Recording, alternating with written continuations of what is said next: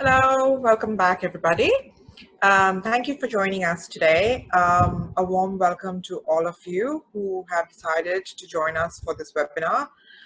We are going to be speaking today on preparing for STEM program applications at US colleges. Before we start, let me introduce ourselves. My name is Krishti Chatterjee, and I am honored to be the Director of International Student Recruitment at Embry-Riddle Aeronautical University. And I am joined today by my esteemed colleague, Mr. Kelvin Singh, who is also part of our student recruitment team. And before we actually get started with the presentation, I will request Mr. Singh to take you through some of the house rules. Thank you. All right, thank you, Krishti. Well, very good afternoon to all here today. So before we begin, I'd just like to lay out some housekeeping rules to make sure that we are able to enjoy this webinar in a good manner. So first thing, I noticed that everyone have their audio on mute, so we are not able to hear you. That's a good thing. So we want to avoid any disruption during the presentation. You can keep your camera or webcam on. The video can be on. It's optional. It's fine with us. After the presentation, we will actually be having a question and answer session, a Q&A session. So you can actually feel free to type out any of your questions that you have in the chat box, and we will pick them out to answer later on. All right. You will see later on that at the bottom of all our slides, we do have our email and contact information listed out there. So feel free to take down those email address, and you can reach out to us even after this presentation. So lastly, we will be doing a recording of this session. So this recording will be made available to you after the webinar. So without further ado, I would like to start off this session by doing a quick poll. Let me launch the poll now. You should be able to see a question coming out in your screen. Please try to answer those questions because I think this will help us to know you a lot better.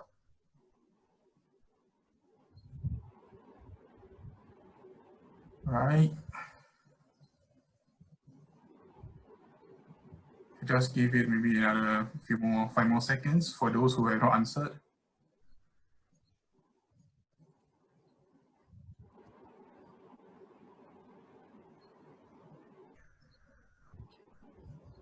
Okay, all right, thanks for doing this. I can share the result with you so you can know that who else is here with you.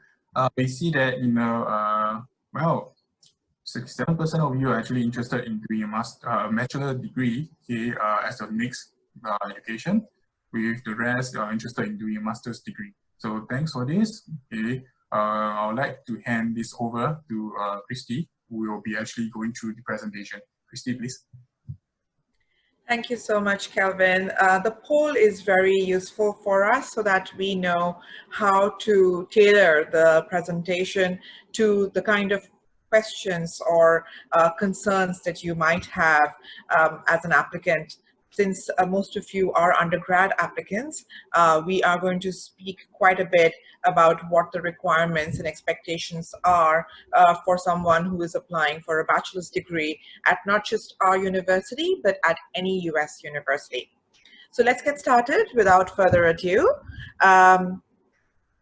We are going to be talking about today in various phases about the several steps that a student takes in order to apply to a university. The preparation of, and just give me a second, I'm sorry, but the slides seem to have lagged a little.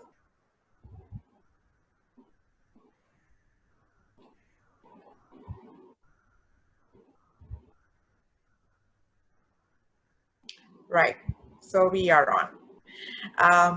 We're going to talk today about the various steps that students take in their preparation to apply to a university. And I've tried to make this an easy journey for you to understand, where you have to divide your energy or your focus to 5 different areas when you are preparing to apply to any university. But let's first talk about STEM. What do we understand by STEM? Most of us know that STEM refers to science, technology, engineering, and mathematics. Embry-Riddle Aeronautical University is one of the world's oldest and largest aviation and aerospace university. So as you can imagine, our focus on STEM is pretty intensive. We offer 7 different colleges within our university. We have the College of Applied Sciences, the College of Aviation, the College of Business, the College of Computers and Technology, College of Engineering, College of Safety, Security and Intelligence, and finally the College of Space. And I will take you through some of the degree programs that come under each of these colleges. The intention here is to not just explain to you what STEM is, but to explain to you that beyond what you might imagine, beyond the streamlined main areas of engineering like mechanical, civil, electrical, computer, software engineering, there are several other edgy, very latest degree programs that are on offer. Degree programs that you may not be aware of, or degree programs that you may not even know existed, and they offer a whole gamut of career options and opportunities in today's world. So our intention here today is to introduce you to all of those new areas of higher learning, new areas of higher education that are available in the US, so that you can make an informed choice when you are making a decision about your future tomorrow. So the 5 steps for all applicants that we recommend are, the first is, of course, choosing the right degree program, and that is of absolute importance. You might hear about degree programs that sound similar, but it's very important that you know the difference. So for any student who wants to do, let's say, molecular biology, for you to know the difference between molecular biology and cellular biology or forensic biology is extremely important. Similarly, for students who want to do computational mathematics, what is the difference between applied mathematics and computational mathematics? What is the difference between forensic accounting and business accounting or financial accounting? So these are very, very subtle differences, and it's important that you do your research, you do your homework, and familiarize yourself with various degree programs, the courses that you'll have to study within that degree program in order to really understand what that means and what kind of career it will lead to. The second is choosing the right college or university. And I will go into further detail about all of these 5 in my later slides. So I'll just quickly breeze through this. Choosing the right college university is obviously important because you're going to be spending the next 4 years or 3 years of your life there. It is of paramount importance that you really love the place you go to, that you feel passionate about the program you're studying there, and that university should be offering the best opportunities to you in that particular degree program. Some universities are very well known as business colleges, but their engineering or science programs may not be as strong. Similarly, some universities might have an extremely strong science or engineering program, but their liberal arts programs might be not at par. So it's very important to do, again, your research and homework on that topic. 3, choose the right location. Most students underestimate how important it is to choose the right location, because you think it's a great university, they offer a great degree program, so I can adjust, I can adapt no matter where it is. But the truth of the matter is that if you are used to living in a particular kind of climate, in a particular kind of region, in a particular kind of topography, it is an extremely difficult adjustment while you're also adjusting to homesickness, missing your home, missing your parents, your family, adjusting to a new way of life. There is a culture shock, maybe if it's a completely different kind of country. All of these factors come into play. Also, there is the stress of starting at a new university or degree program. So you don't want to make it even more difficult for you by going to an extremely different or difficult location. Different locations can be different for various people. It depends on their adaptability, and we'll talk about it in a bit. Check the costs. This is an extremely important factor that students unfortunately check a little bit later on in the admission process, but it's very important to check at the application point itself. There's no point, in fact, it's very disappointing to get selected at your dream university and then total up the costs. And when you crunch the numbers, you realize that this university is a little bit out of your budget and you won't be able to make it. That is very heartbreaking. So you want to do your research on this much earlier, even before you apply. And finally, check the admission requirements. This is extremely important, and we all know that we have to do this because the criteria at every university is different. The criteria within the same university for different degree programs can be different. So it's important that you really understand the admission criteria for the particular degree program you are applying to at that particular university. Moving on. These are the 5 different factors that you need to take into account specifically, particularly if you are a STEM applicant. Typically, STEM programs tend to be extremely rigorous and intensive academically. So these are extra steps that you need to satisfy if you are going to be a STEM applicant at an established, recognized, or at a competitive university in the US. Number 1, take challenging science courses, which basically means that try to take advanced courses if you possibly can. How can you do that? We'll go there in a minute. 2, have prior STEM experience. If you've had the opportunity in school to participate in science Olympiads, math Olympiads, that's great. Have you done a science project? Are you part of a robotics club? Have you participated in some kind of a competition which is related to science or math? For grad students, this could include having done an internship in your area of interest. It could include having done some kind of a thesis, a research paper. You may have written a dissertation. You may have done project work. Or you may have received some kind of an award in a particular area that you are passionate about, that you're interested in, which shows us that you have a committed prior interest and experience in that particular field. Number 3, excellent academic grades. Even though most universities in the US actually look at holistic applications, which means that we are interested in all aspects and facets of the applicant. But academic grades play an extremely important role. We would be lying to you if we said they weren't important, particularly for STEM degree programs, because we want you to succeed in the degree program. We want you to graduate successfully. And you would only be able to do that if you are able to take on the academic rigor of the degree program, the challenging aspect of the academics, and then succeed in it. So your grades need to prove that you are academically ready. Number 4, relevant standardized tests. We will ask you a little bit later in this webinar whether you have familiarized yourself or completed any of the standardized tests that you are expected to take.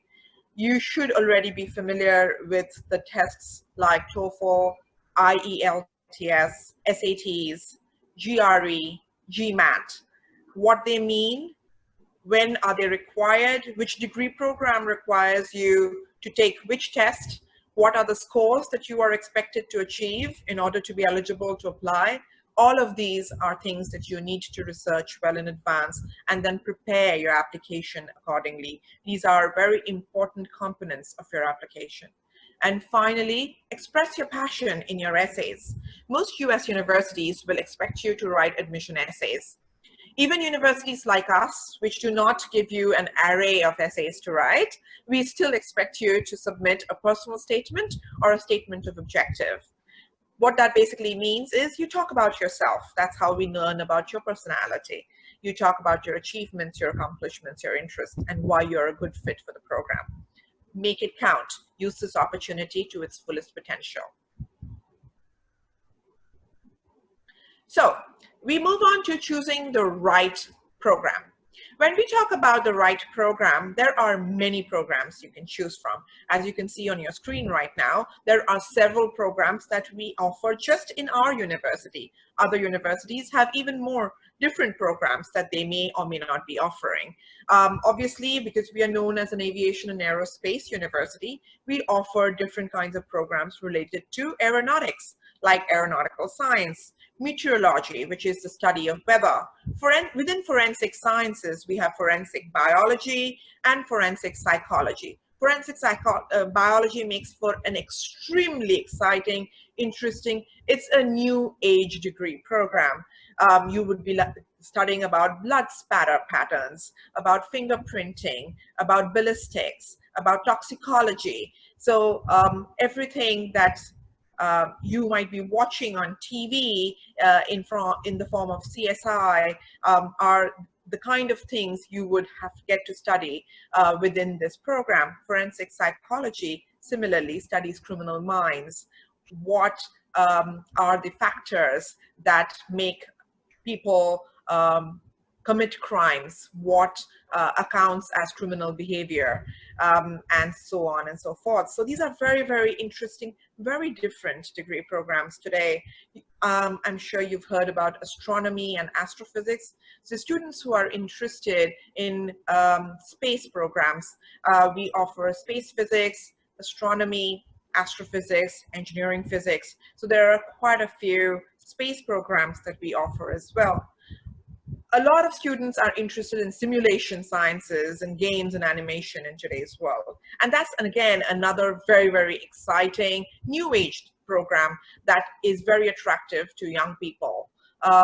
They offer amazing career opportunities as well, not just in the gaming industry and the animation industry, but also in defense, in the military, in the government services. So there are many other applications to these degree programs beyond what you are imagining right now.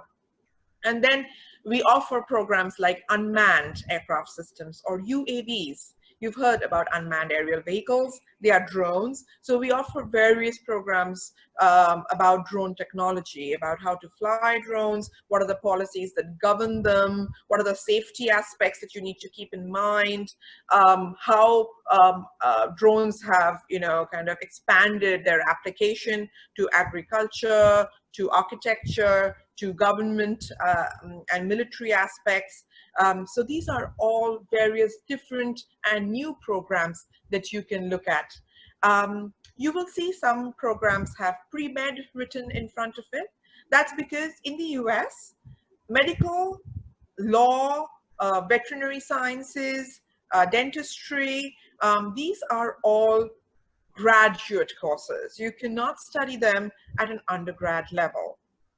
So if you are seeing a degree program that says pre-med, basically that means that after studying this particular program, you may be eligible to study a medical program at the grad level in the US, right?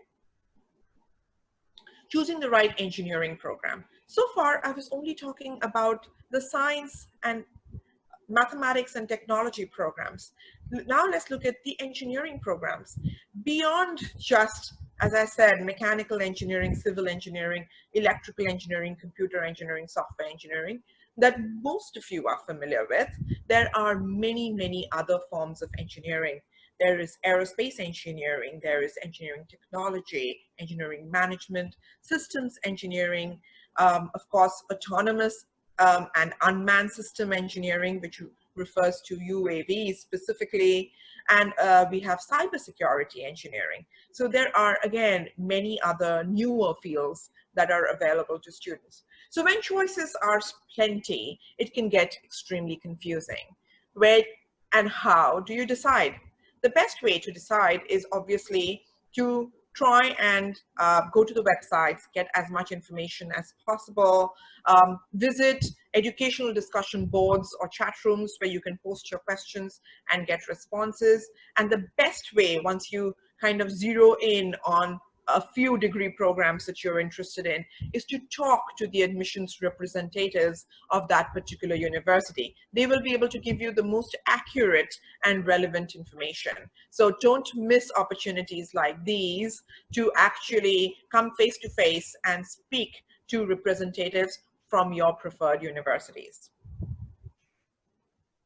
Now, I did talk about taking challenging science courses while you're still in high school, and this is specifically for students who are interested in undergrad programs. If you are interested in applying for a bachelor's degree in one of the top universities, and let's say you're applying to Embry-Riddle, and you are interested in aerospace engineering, which is one of our top and best ranked programs. So obviously we are looking at some of the best applicants within the applicant pool. The application process is competitive. How do you give yourself an edge? You give yourself an advantage by having done some advanced courses. Now, there are various ways you can do it.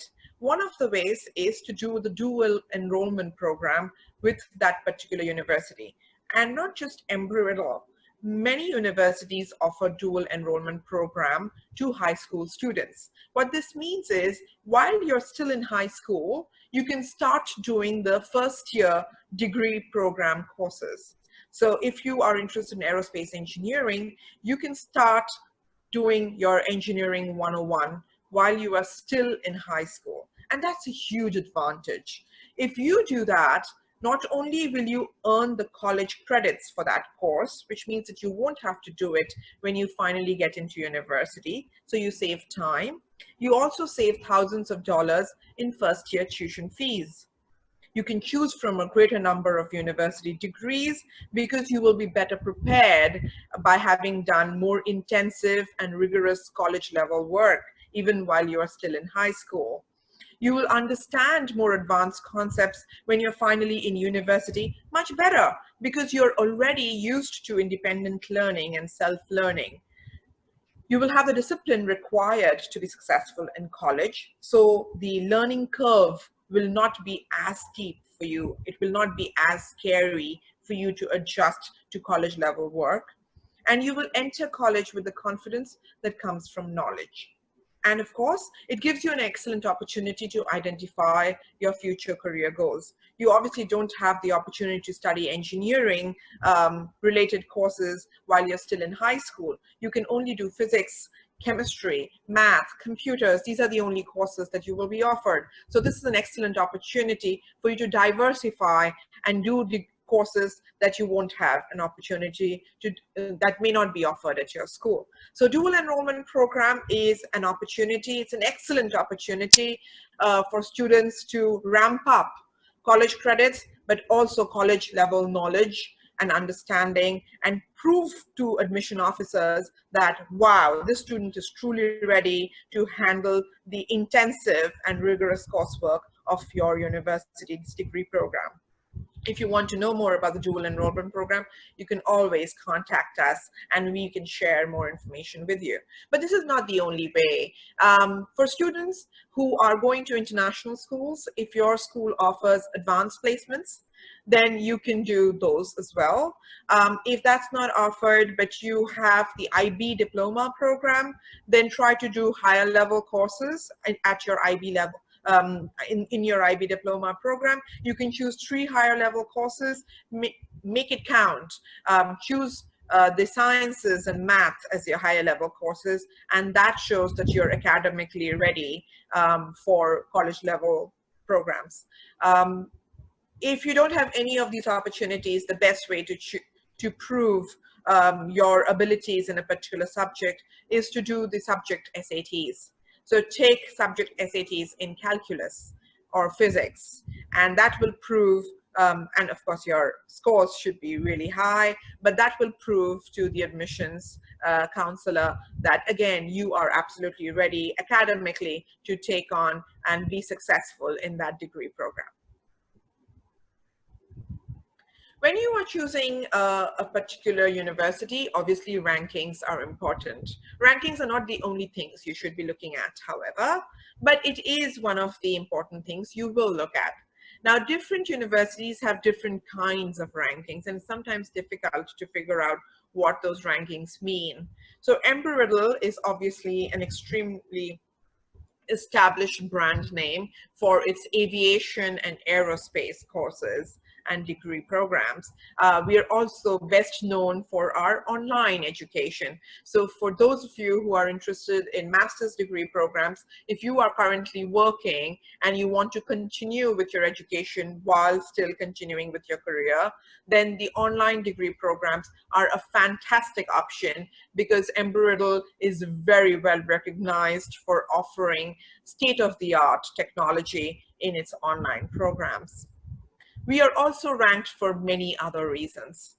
Online programs being one of them, but we are also the most technologically savvy school. We offer the best bachelor's degree programs. We also have rankings for our aerospace engineering program. So that makes us an extremely attractive university for students looking for that kind of rankings. And there are other factors that we will discuss you should look at when choosing the right university. But let's look at choosing the right location for a second. As I said, you might not think that location is very important, but let's say you are from Vietnam and you have lived in a basically tropical climate for most of your life. You're used to sunny days, warm days, you're not used to snow at all. And these are what you have lived for the last 18 or 20 years of your life. Now, when you are choosing a university, it might be very attractive to choose a university even in Wisconsin or Boston or New York. But you have to consider whether you would be able to adjust to the kind of weather patterns they have. Would you be able to adjust for 3 months of snow? Would you be able to adjust to intense cold? Would you be able to adjust to weather which is very dreary, cloudy, raining on most days, and depressing? If you think that yes, you have the tenacity and the grit to do it, great, go ahead and apply. If you think maybe not, then there are other options that you can consider.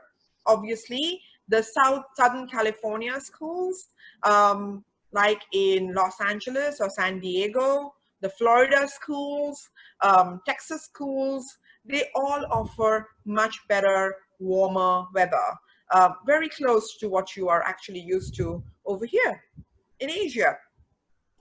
The other aspect of looking at location is not just about weather, it's about what that campus offers. So you need to look very carefully at the number of students in that campus. Do you want a campus like at most state universities, which could be about 30,000 or 50,000 students? Do you want a campus that is so large that you become absolutely lost in it? You are a nameless person in a sea of students.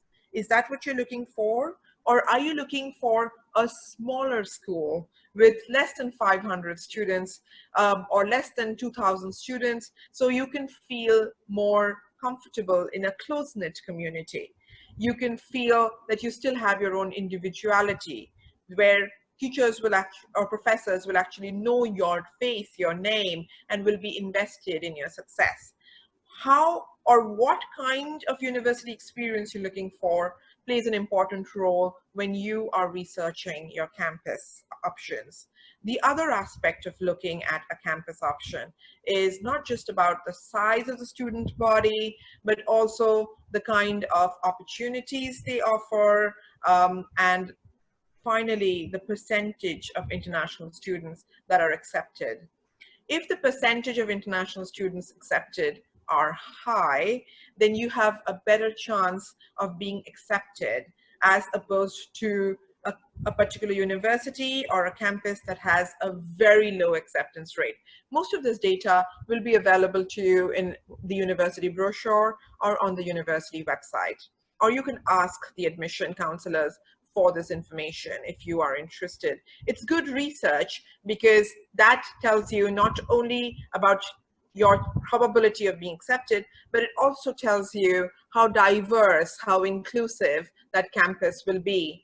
A healthy international student population on any campus tells you that there will be more opportunities, more career opportunities, more inclusiveness for international students. You will feel more at home rather than if you were the only few students of like 30 students or 50 students on campus who are from abroad, right? So here I will talk about the two of our US campuses. One is in Florida at Daytona Beach. It's about 5 minutes away from the beach. It's extremely sunny, warm, a gorgeous, very huge, sprawling campus with many different buildings for our different colleges.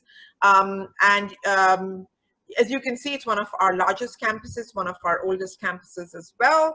And we have more than 5,900 undergrad students and about 600 grad students on that campus from more than 100 countries. So it's an extremely diverse campus.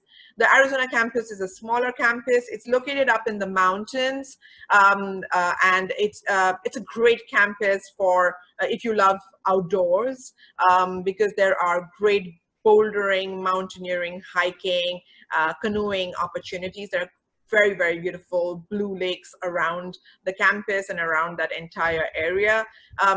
Prescott is a smaller town, 1.5 hours away from Phoenix, which is the capital of Arizona.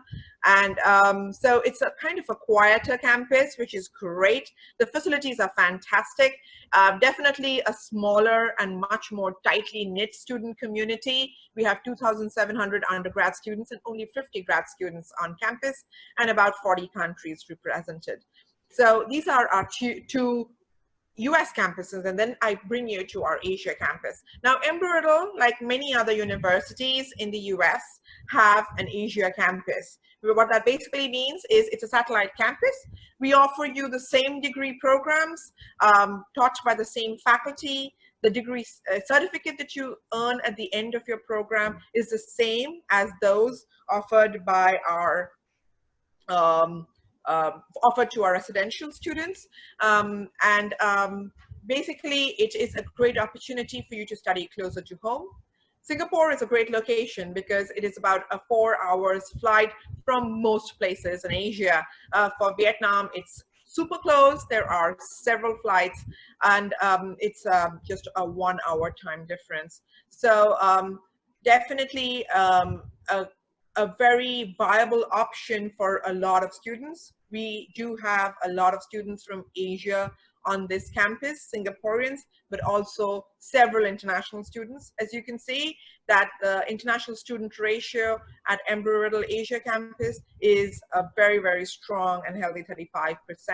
It's a small campus, again, very, very tightly knit student community. We have 500 students, and our International Student Association is very active in helping international students settle in and feel comfortable and feel at home in Singapore. Singapore is extremely safe.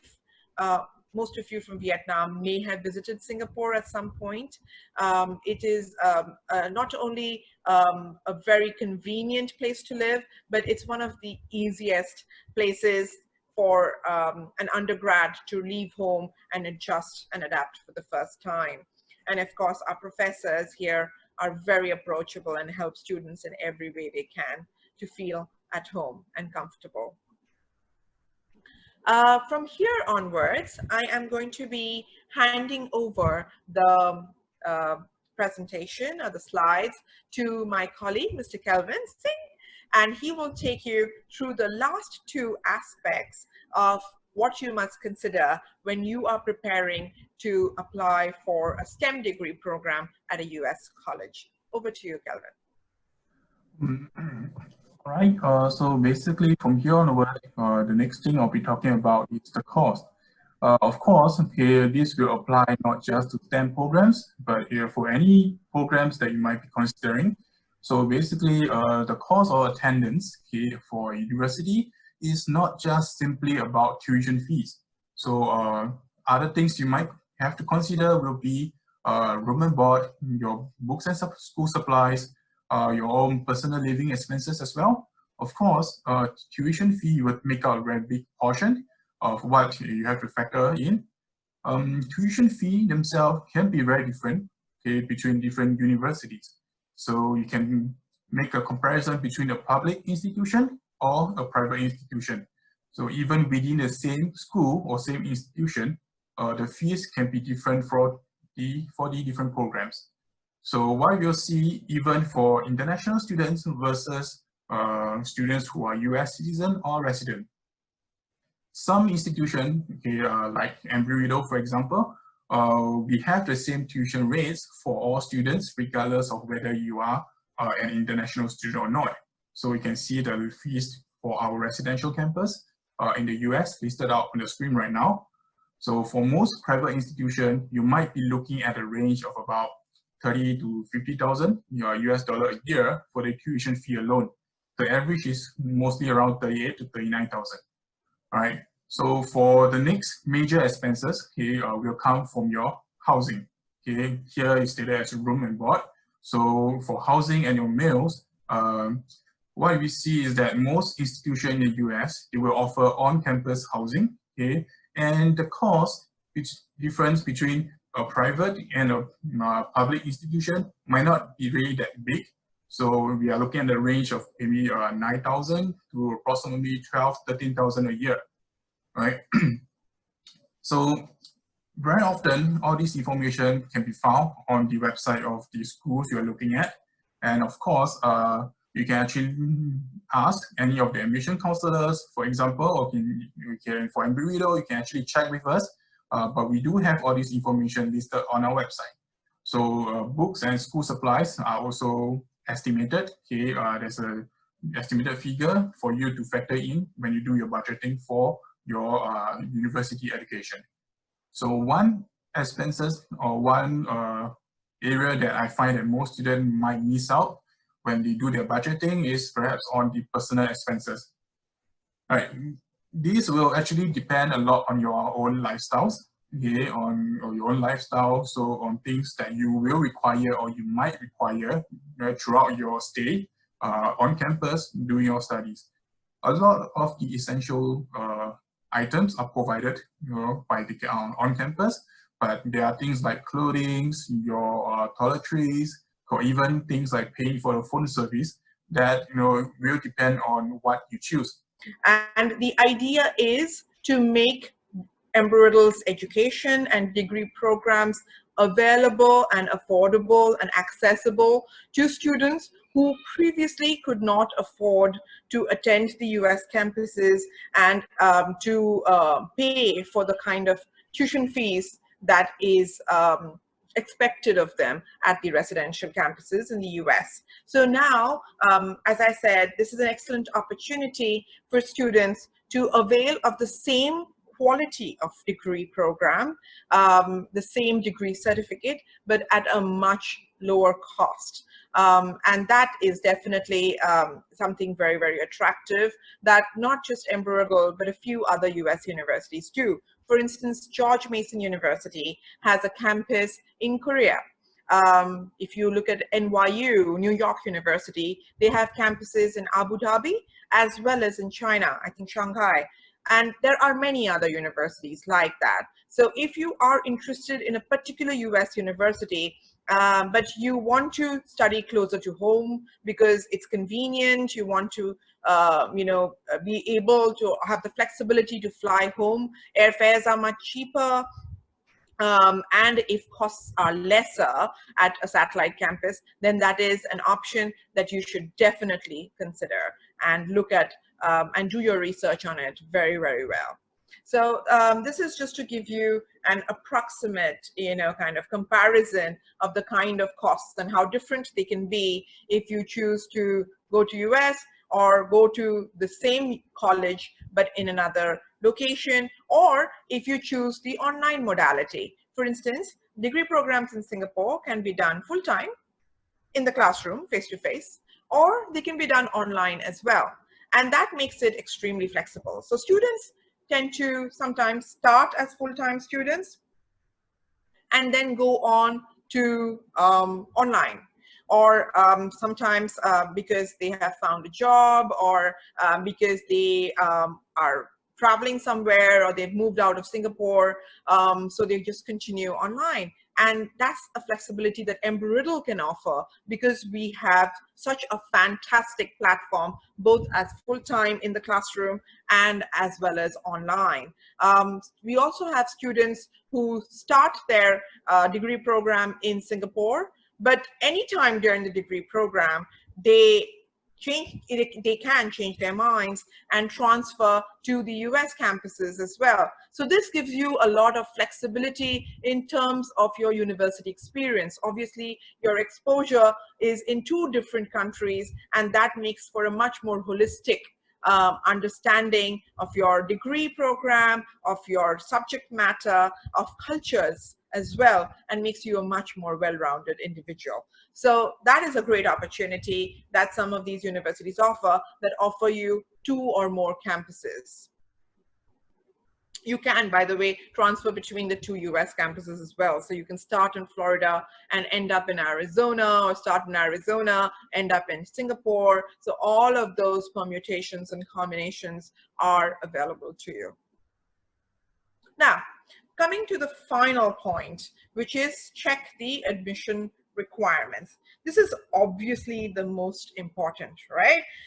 You know that, and I know that. So what do we mean when we say that check the admission requirements? It's not just about, okay, so I have this percentage, or I have this many A's and this many B's. It's not just that. It's a lot more than that. Choosing not too many universities to apply to is very important, because you want to spend enough time on your application. You want to ensure that the applications you do send out are the best effort on your side. So each application requires a lot of work and a lot of effort from your end. You have to complete the online application form. In our case, that takes about 10 to 15 minutes and must be done online. A lot of US universities are on Common App, which simply means that once you fill up one online application form, then you can select a bunch of universities, and all of them will have access to that same application form. So it's a generic application form. It's not meant specifically for any one university. All right. Other than that, there is always an application fee component. So have your credit card handy when you are completing the application form. Most universities will expect you to pay electronically using a credit card at the end of your application for your application to be submitted. So our application fee is $50 US for the US campuses. If you are applying to Singapore, that translates or converts to 75 Singapore dollars. Now, the personal statement. This is a very, very important part of the application. A lot of people don't really realize how important the personal statement is. It's a great opportunity for you to make a good impression on your admission counselors, to attract their attention, to stand out, to make yourself unique.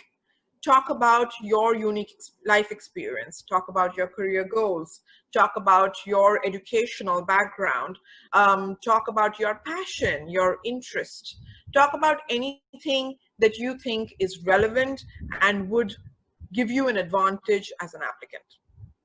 It's your blank page. You can make it into whatever you wish, right? The next part is the recommendation letters.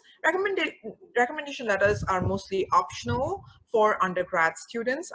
By undergrad students, I mean students who are applying for a bachelor's degree. So basically students who are in high school now, or who have just completed high school and are looking to apply to university for their first university degree program, which is the bachelor's degree, right? So you only need a recommendation letter if you are 16 years and below, not otherwise, okay?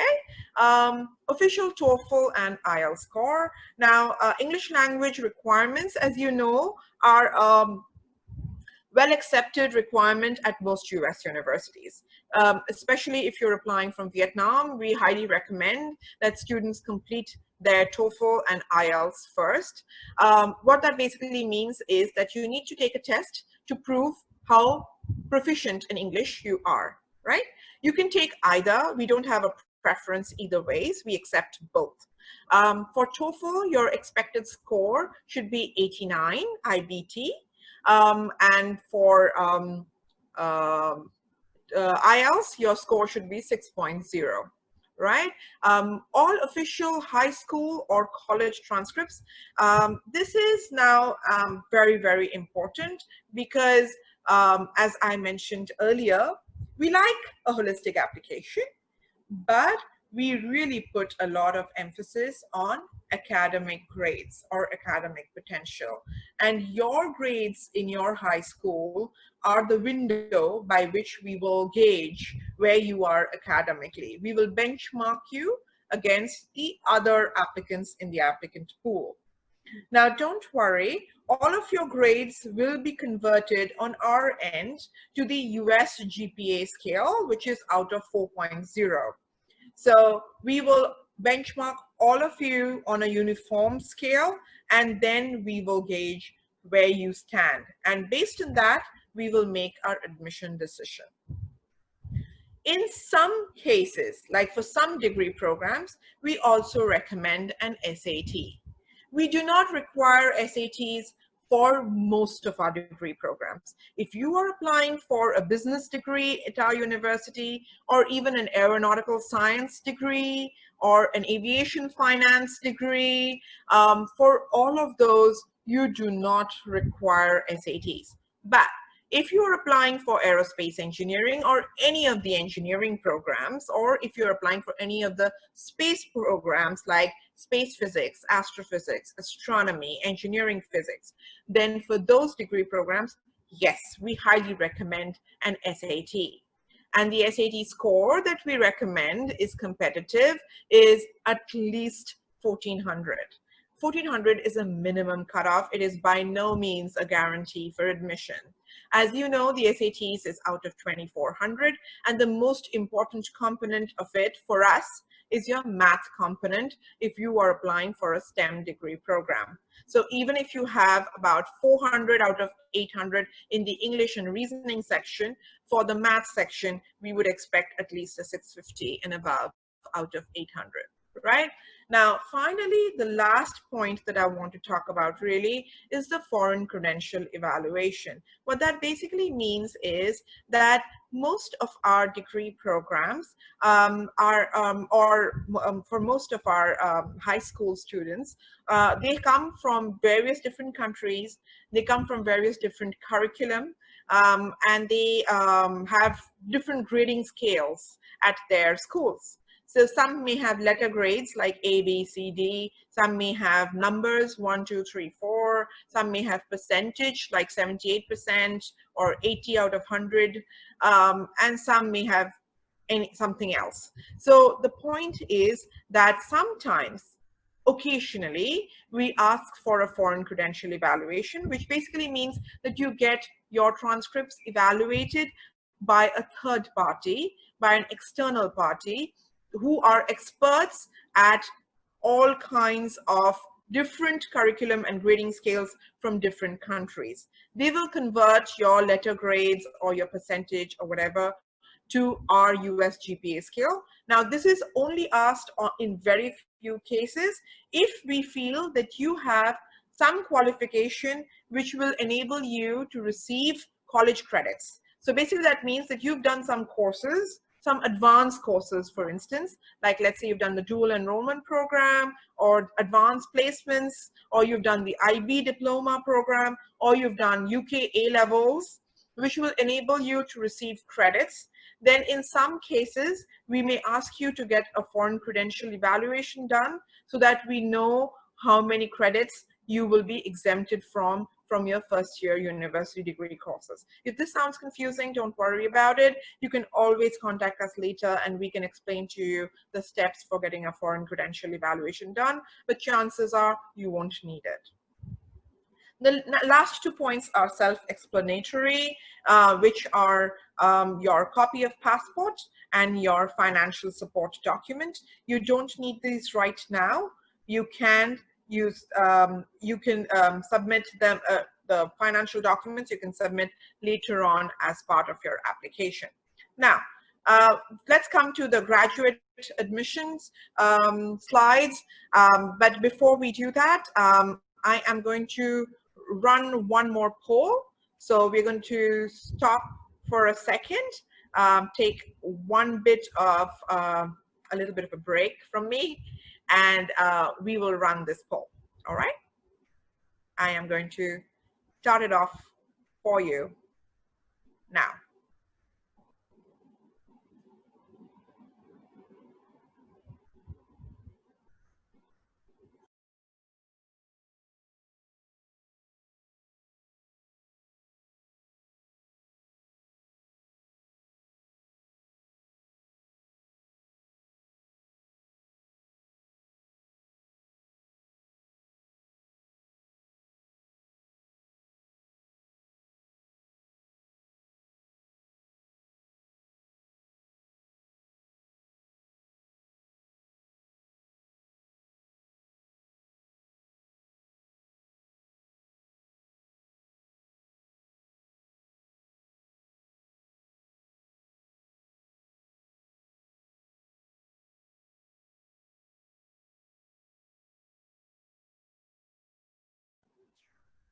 All right, that brings us to the end of the polling. I hope everybody has had an opportunity to cast your votes. And as we can see, this is a very, very well prepared set of participants, with 56% of the majority having already taken their SATs. That's excellent. We are going to be happy to answer questions. We are almost at the end of the presentation, so, and we're doing very good time. This is just, we are just at the hour, and we are going to start very soon in terms of launching our question and answer session. All right, thank you. Finally, graduate admissions. I have explained most aspects of our admission requirements. Now, this is not just something specific to Embry-Riddle. Honestly, most universities have very, very similar admission requirements, but US universities are as varied as they come. So every university may have something that they want slightly differently or something very specific. So it is best to contact your specific university of interest to find out what their specific admission requirements are, what their eligibility criteria are. Because as I explained, even within Embry-Riddle, we have different admission requirements for different degree programs. We expect a different GPA if you're applying for instance, our aviation business administration program, as opposed to our aeronautical science program, as opposed to our aerospace engineering program. So it's best to get in touch with your admissions counselor and speak to them clearly about what grades you have, what kind of transcripts you have, and get their input about what you can do in order to improve your opportunities or what kind of chances you stand in terms of admissions. Now, the only two extra things that graduate admissions need to submit, and we'll kind of touch on that very quickly, is that the one is a detailed resume. So for all of you students who are looking for a master's degree, it's very important to submit a detailed resume which outlines all of your achievements and accomplishments, any awards you've received, project work you've done, internships, if you have past work experience, if you've done thesis, research work, dissertations, all of that is information that is critical and should be included in your resume. The other aspect are the 3 recommendation letters. They can come from your professors or from your colleagues. It doesn't really matter, but it needs to be from someone who has a very good understanding of your skills and abilities and can give us a very detailed and holistic picture of what you are, not only as a student, but as in terms of personality, as a passionate person, and how interested you are in that particular field. That's what we really want to understand. Other than that, the rest of it is pretty similar. Obviously, instead of SATs at the graduate level, we expect you to have a GRE if you're applying for any of the master's degree programs, like a Master of Science or a Master's of Engineering or a Master's of Technology. Typically, most universities will request you for a GRE.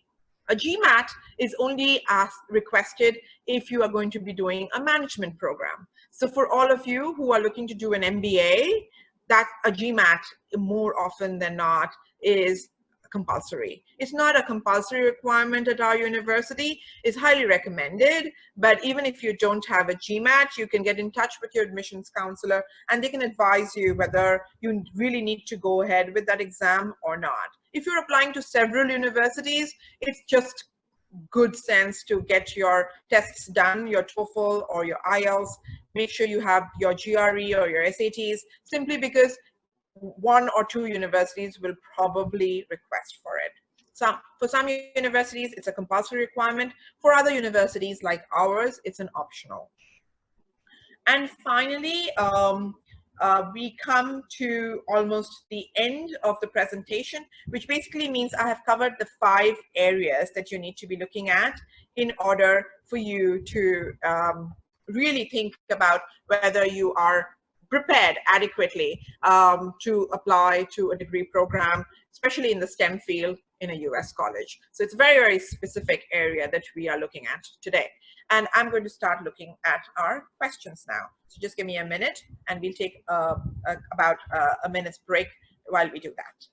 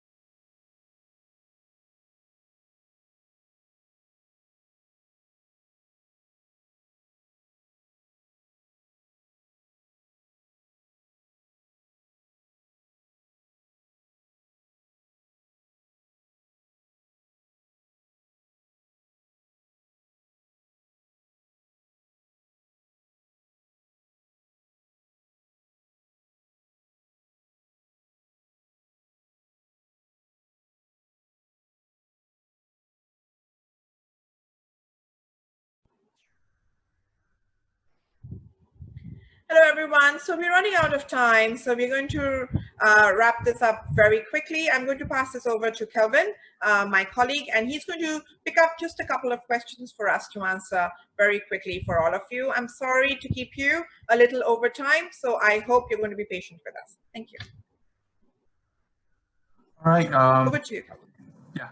Hi, I'm back. I had some problem with the internet connection previously, so apologize for that. I hope you all enjoyed our presentation. I do have some questions from one of you just now, asking whether our online degree, I think you're asking about the recognition or the accreditation of our online degree. Right, so let me answer this, okay? Basically, for our online degree, I think we might have mentioned our accreditation previously as well. For our online degree, we receive the same accreditation and the same recognition as the other degrees that is earned on the other campuses. So it doesn't matter, regardless of whether you study on the US residential campus, whether you study online, or you're doing the degree here in the Asia campus in Singapore, you'll be getting the same degree. So your degree will not be stated as a Bachelor of Science in perhaps aeronautics or engineering, okay, done in Singapore or done online. So you can be assured that the accreditation is there. I hope this answers your questions. So I basically have another question, okay, here. Well, I have a question here that was asked, are scholarships available for international students? So perhaps Krishti, you want to take this? Sure. Yes. Thanks, Kelvin. Yes, we do have scholarships for international students. Scholarships at all campuses are offered based on academic merit. So you don't have to apply separately for a scholarship. How it works is any applicant who sends in an application to our university are automatically considered for scholarship based on whether they meet the academic criteria. So based on their grades and their SAT scores, which are taken into consideration in conjunction. So if you do meet the criteria, then you will be informed that you have been awarded a scholarship. There is a range for the scholarship. So how high or how low the scholarship will again be based on your academic merit. In the US, scholarships are need blind. So basically your financial situation doesn't come into play in terms of the scholarship offer. But for the Asia campus, you can submit your financial documents, and that is taken into consideration also while evaluating you for a particular level of scholarship. And that scholarship will be then offered to you or announced to you in your admission letter, so you know exactly after scholarship what is the tuition fee that you will be required to pay. I hope that answers. Yeah. All right, thanks. We have one more questions here regarding transferring between campuses. So we might have covered during the presentation earlier on the possibility of transferring between campus. So allow me to answer this in a bit more details. For transfer between campus wise, in short, the answer is yes. Okay, we do actually allow for transfer between campuses. I think this might be true for some of the other universities that we might have mentioned with different campuses. So, but I cannot answer for them directly, of course. So from our perspective, yes, we allow our students to transfer between the campus here in Singapore to the US residential campus and vice versa. So, but you must be aware because of the difference in the tuition fee. Okay, the moment when you put in the request and you successfully transferred, okay, to the new campus that you're going to, you will be paying the fees, the tuition rates according to that campus. So be aware of the changes in the fee structure as well as in the duration of the program.